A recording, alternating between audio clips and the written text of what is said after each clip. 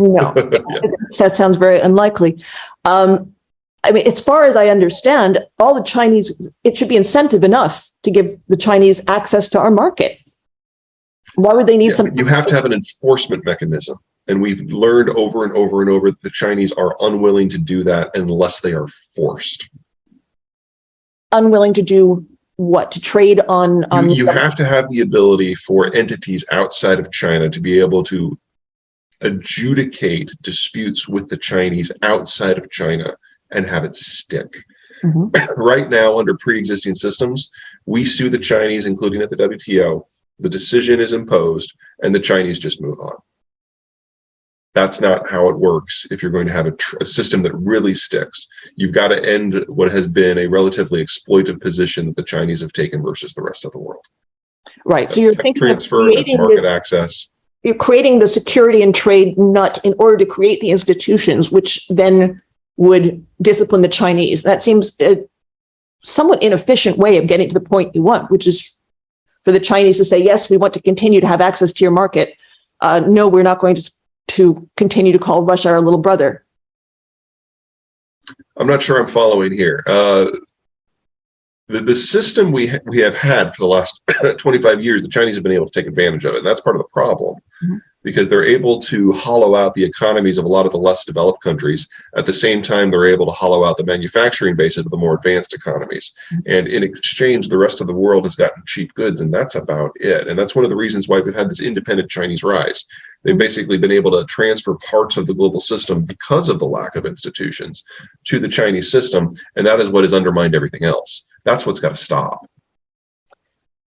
I don't think they've done that, though, because they're breaking the rules. They've done that because they've been able They're to exploiting the rules, or lack thereof. Not necessarily. I don't see how enforcing rules on, for example, intellectual property would change that general trajectory.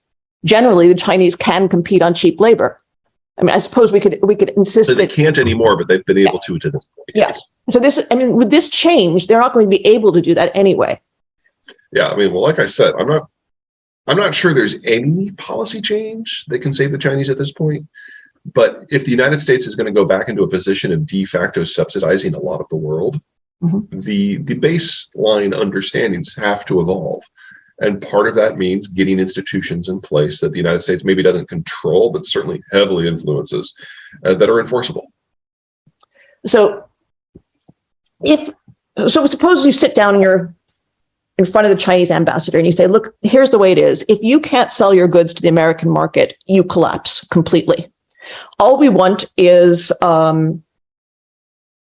for you to stop stealing our intellectual property, and we're going to create a special court to adjudicate this. Are you willing to accept the decisions of this court? What do you think they would say?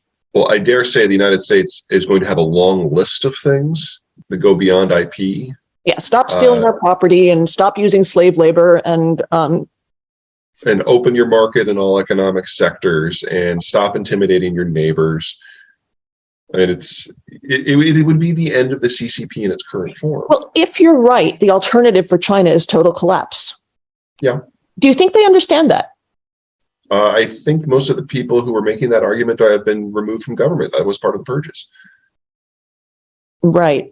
Well, that makes things a little more difficult from the negotiating point of view, which kind of brings us back to human beings as opposed to forces. The worst. I know. They just you never know what they're going to do.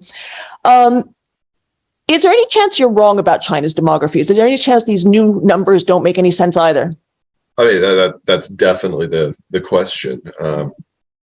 The fact that the new numbers are coming from the Chinese themselves and not a third-party estimate, I think is really telling. Chinese statistics have always been a little questionable, even on the good day. And the fact that you've got folks like the Shanghai Academy of Sciences like openly discussing these issues tells me that it's real. But there's so little in data that we can trust out of the Chinese system writ large. When they start talking very negatively, it suggests to me that the reality is probably, actually significantly worse. But we're completely reliant on them for the gathering, the interpretation, and the dissemination. So let's assume for the moment that it's only as bad as we thought it was back in 2020. We still have the second fastest aging society in human history after Korea. And we still have the most distorted demographic structure.